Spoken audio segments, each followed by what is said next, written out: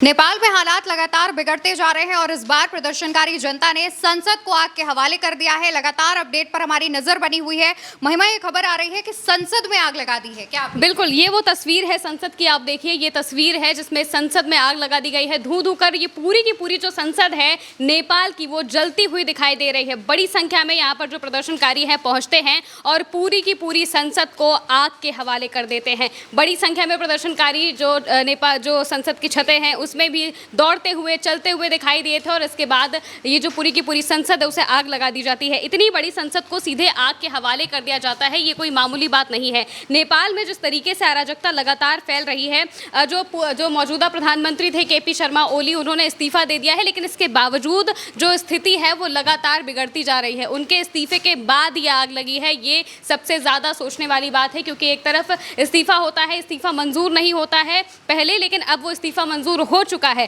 थोड़ा वक्त लगता है उस चीज़ में और इतने में ही जो संसद है उसे आग लगा दी जाती है। कहा जा रहा है कि जो नेपाल की 3 ज़रूरी जो जगहें हैं वहाँ पर जो प्रदर्शनकारी हैं, जो जनता है वो पहुँच चुकी है। पहली तो संसद हो गई, दूसरी एक राज दरबार या राजशाही करके एक जगह होती है, वहाँ पर भी जो जनता है, जो प्रदर्शनकारी है वो पहुँच जाते हैं। इसके अलावा जो कोर्ट है, न्यायालय, वहाँ पर भी प्रदर्शनकारियों और जनता का हुजूम है वो पहुँच चुके हैं और वहाँ पर भी बिल्कुल ऐसी ही स्थिति देखने को मिल रही है। लगातार कई जगहों पर आगजनी की जा रही है और पथराव तो हो ही रहे हैं, लेकिन मंत्रियों को खासकर ढूंढ कर पीटा जा रहा है। मंत्रियों के घरों में आग लगा दी गई है। अगर इस चीज़ की हम बात करें तो नेपाल में जो प्रदर्शन है वो अब हिंसक हो चुका है। पीएम ओली, राष्ट्रपति, गृह मंत्री के निजी आवास पर तोड़फोड़ की गई, आगजनी की गई, यानी कि तोड़फोड़ के बाद उनके घरों को आग के हवाले कर दिया गया। इस बीच जो पूर्व प्रधानमंत्री हैं शेर बहादुर देउबा, उन्हें भी जनता पकड़ लेती है, उनके साथ मारपीट होती है। वित्त मंत्री पकड़ जाते हैं तो उन्हें भी सड़कों पर दौड़ा कर पीटा जाता है।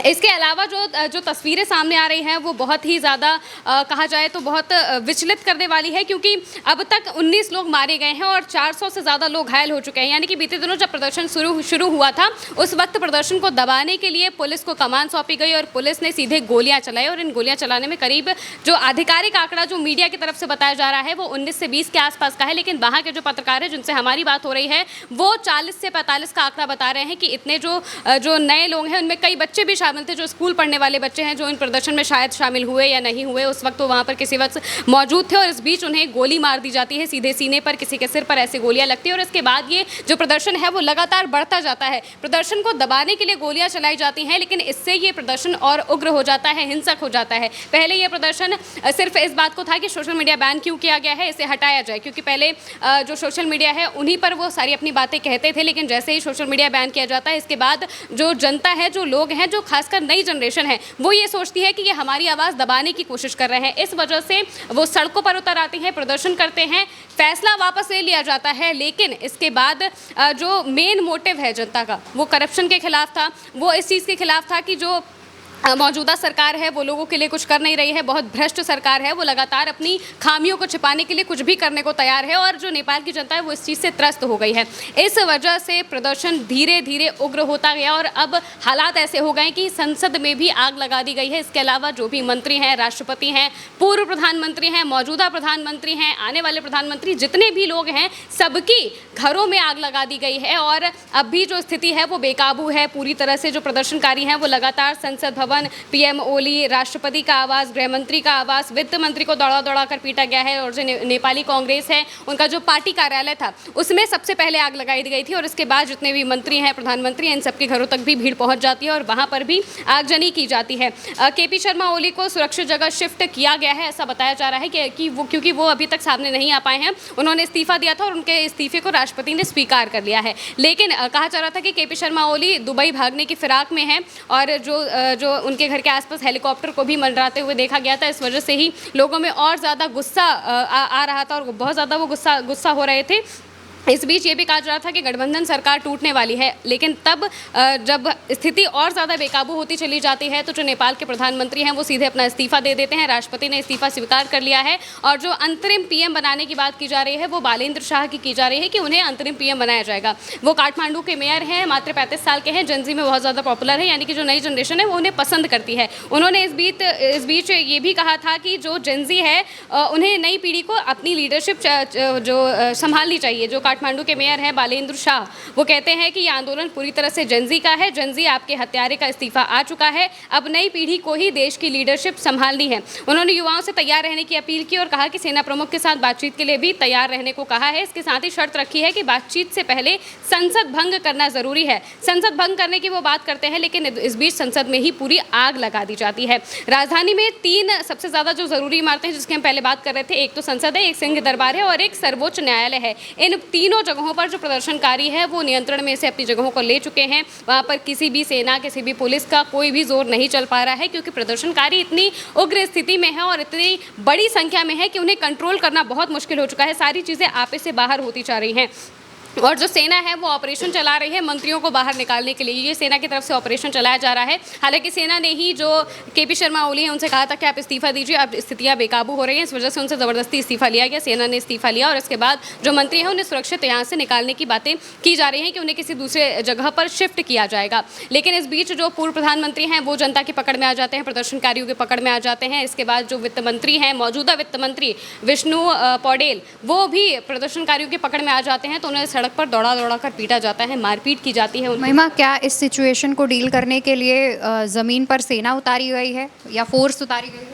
फोर्स का तो अभी कुछ कहा नहीं जा सकता। फोर्स है, कुछ जगहों पर ज़रूर फोर्स उतारी गई है। बाकी जो नेपाल की पुलिस है वो सबसे ज़्यादा मोर्चों पर सबसे ज़्यादा आगे रही है। जो गोलियां चलाई गई थी वो भी पुलिस की तरफ से चलाई गई थी। इस वजह से लोगों का जो दिमाग है और ज़्यादा ख़राब हो गया कि हम जब प्रदर्शन कर रहे हैं तो आप गोलियाँ क्यों चला रहे हैं। ये बहुत बड़ी बात हो जाती है। इसके बाद जो लोग हैं वो और ज़्यादा उग्र हो जाते हैं, जो प्रदर्शन है वो धीरे धीरे और उग्र हो जाते हैं। सेना की तरफ से अब सेना सारी स्थितियों को संभालने की कोशिश कर रही है कि कैसे इन सब चीज़ों को कंट्रोल में किया जाए। जो मंत्री हैं उन्हें वहाँ से निकालने की कोशिश की जा रही है और जिन जगहों पर जैसे माना जाए कि जो पूर्व प्रधानमंत्री हैं शेर बहादुर देववा, इनके घर के बाहर सेना थी, उनकी सिक्योरिटी थी, लेकिन फिर भी जो प्रदर्शनकारी वो इतनी ज़्यादा संख्या में होते हैं कि सेना भी कुछ नहीं कर पाती है और आखिरकार जो पूर्व प्रधानमंत्री हैं उनके घर पर आगजनी की जाती है, तोड़फोड़ की जाती है और उनके साथ मारपीट की जाती है। तो ये सारी जो तस्वीरें हैं ये दिखाती हैं कि नेपाल में किस तरीके से लगातार जो अराजकता है वो फैल रही है। स्थिति अभी बहुत ज़्यादा टेंस हो चुकी है। जो वहाँ पर जो मौजूदा लोग हैं, जो जिम्मेदार लोग हैं, वो कोशिश कर रहे हैं कि किसी भी तरीके से स्थिति को कंट्रोल में किया जाए,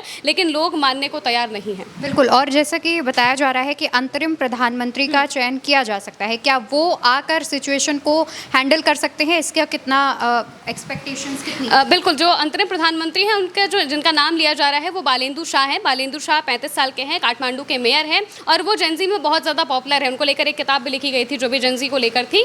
तो कहा जा रहा है कि वो उन्हें अगर चुन लिया जाता है अंतरिम प्रधानमंत्री के तौर पर तो हो सकता है जो ये लोग हैं ये शांत हो जाएं, क्योंकि ये चाहते हैं कि जो उनकी जनरेशन से आया हुआ कोई इंसान है या फिर उन्हें जो पसंद है उस इंसान को नेतृत्व पे रखा जाए, ना कि ऐसे लोगों को जो कि अपना ही फायदा सिर्फ देखते हैं। जिस तरीके से केपी शर्मा ओली की सरकार थी या उनकी तरफ से जो उन पर जो आरोप लगे, इसके खिलाफ जो लोगों का कहना था वो यही था कि हम जिन्हें पसंद करते हैं आप उन्हें सरकार में बिठाइए। इस वजह से कहा जा रहा है कि बालेंद्र शाह आएंगे तो चीज़ें, स्थिति जो है वो कंट्रोल में हो सकती है। लेकिन अभी पूरी तरह से ये नहीं हो पाया है कि बालेंद्र शाह को ही चुना जाएगा। इनके अलावा भी कई नाम और चर्चाओं में आ रहे हैं, लेकिन मुख्य रूप से बालेंद्र शाह का नाम आ रहा है कि अगर वो आ जाते हैं तो ये जो प्रदर्शन है वो अच्छे से हैंडल किए जा सकते हैं। बिल्कुल। तो देखिए, नेपाल में लगातार स्थिति बिगड़ती जा रही है और इसको लेकर युवाओं की जो पसंद है वो आगे बढ़ रही है। कहा जा रहा है कि बालेंद्र शाह, क्योंकि उनका जो उम्र है वो काफ़ी कम है और वो युवाओं के बीच काफ़ी पॉपुलर हैं, ऐसे में उनका नाम चल रहा है। लेकिन देखने वाली बात होगी कि नेपाल में अंतरिम प्रधानमंत्री किसे बनाया जाता है और जो भी बनेगा, जो भी कमान संभालेगा,